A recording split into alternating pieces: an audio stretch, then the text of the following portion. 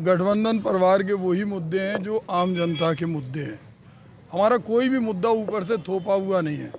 अगर हम देखते हैं कि पुलिस के कांस्टेबल की नौकरी में हजारों लोगों ने खून पसीने की कमाई से पैसा इकट्ठा किया, सरकार ने पेपर लीक किया, तो हम लोगों ने कहा है कि उनके परिवारों को 1 लाख रुपए की गारंटी है।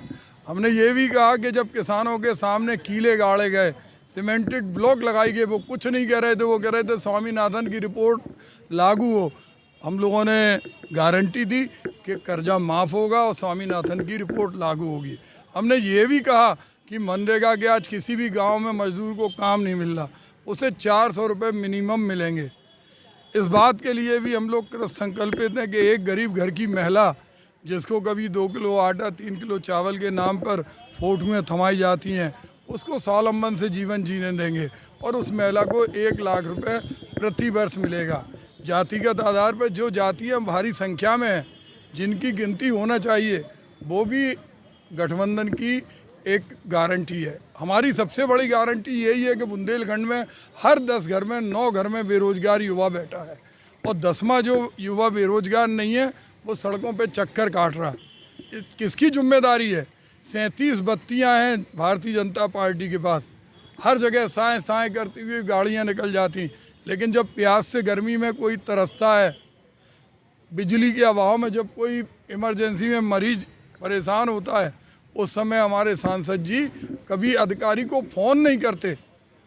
जो गांव उनने गोद लिए, मुझे बहुत बुरा लग रहा है कि उन गांव के लोग हमारे पास आते हैं, वो कहते हैं कि साहब उनने गोद लिया। हमने कहा भाई जब आप उनकी गोद में हो, आपको हम कैसे उनसे छुड़ाएं?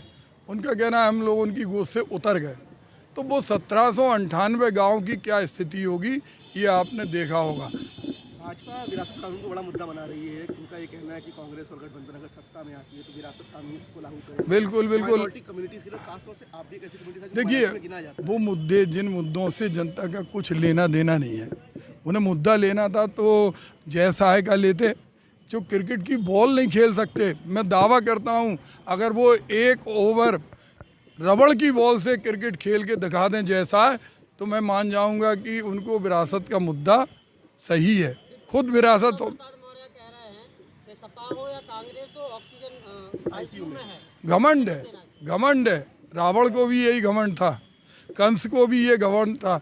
रहता है, अहंकार की भाषा है, इनको करारा जवाब भी मिलता है। आज क्या कारण है जब इन्होंने 1700 करोड़ रुपए खर्च किए और बोला कि पहले मतदान फिर जलपान, जनता ने इनको विरोध किया? क्योंकि जब मरते हुए दम तोड़ते हुए लोगों के घर में मरीज थे, इनने कहा ताली बजाओ, ताली बजाई, थाली बजाओ, ताली, टॉर्च जला दो।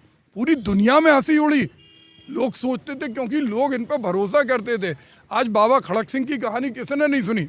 इन्होंने भरोसे को तोड़ा है। आज बताएं, बुंदेलखंड के अंदर प्रधानमंत्री जी आते थे, कहते थे कि यहाँ पर हम वो मॉडल बनाएंगे कि 200 दिन लोग काम करेंगे, 165 दिन अपने बूढ़े माता पिता की सेवा करेंगे। क्या किया? और सांसद जी से तो मैं पूछना चाहता हूँ, मेरे एक सवाल मुझे कचोटता है। मैं जाता हूँ धरने में, जब रेलवे के पानी वालों को निकाला जाता है, ग्रासलैंड के लोगों को महीनों तक वेतन नहीं मिलता, कोरोना में जो जान पे खेले उनको कोई वेतन नहीं मिलता, BHEL से लोगों को निकाला जाता, हजारों की संख्या है। 10 लोग ऐसे बता दें जिन्हें उन्होंने 5 साल में रोजगार दिलवाया हो। पाकिस्तान के नेताओं को राहुल गांधी कांग्रेस इतना प्रेम क्यों है? कल बड़े नेता ने राहुल गांधी की तरफदारी करके ट्वीट किया, जिसको भाजपा लगातार। देखिए ये मुद्दा भारतीय जनता पार्टी द्वारा प्रायोजित है, उनके कनेक्शन पूरी दुनिया में है। हम जानते हैं कि कहीं भी देश से किसी से भी वो आवाज़ उठा देते। वो पहले चांद पे प्लॉट बिकवा रहे थे, कश्मीर में कह रहे थे अब कश्मीर में जाएंगे बुंदेलखंड के लोग, प्लॉट खरीदेंगे। तो उनके मुद्दा ये है कि लोगों को स्मार्ट सिटी में पीने का पानी चाहिए, वो उसका हक है, उसे रोजगार चाहिए। प्रदीप जी, 9 साल की सरकार में जो नरेंद्र मोदी जी उन्होंने जनता से वादे किए हैं, कितने उन्होंने अब तक पूरे की, क्या मानते हैं आप? देखिए उनके वायदे के बारे में तो पूरी दुनिया जानती है, लेकिन हम तो अपने सांसद जी को देखते हैं कि वो झांसी के सांसद बने और पानी नहीं दे पा रहे और बोलते नहीं हैं। जिस तरह का हालात है, झांसी के स्वाभिमान को ललकारा, झांसी के स्टेशन का नाम बदल दिया। हम लोग गए, हमने जब नाम लिखा गलती का एहसास हुआ। नगर निगम में मीटिंग हुई, झांसी की आयु 15 साल, शमशान घाट पे हाउस टैक्स लगा दिया।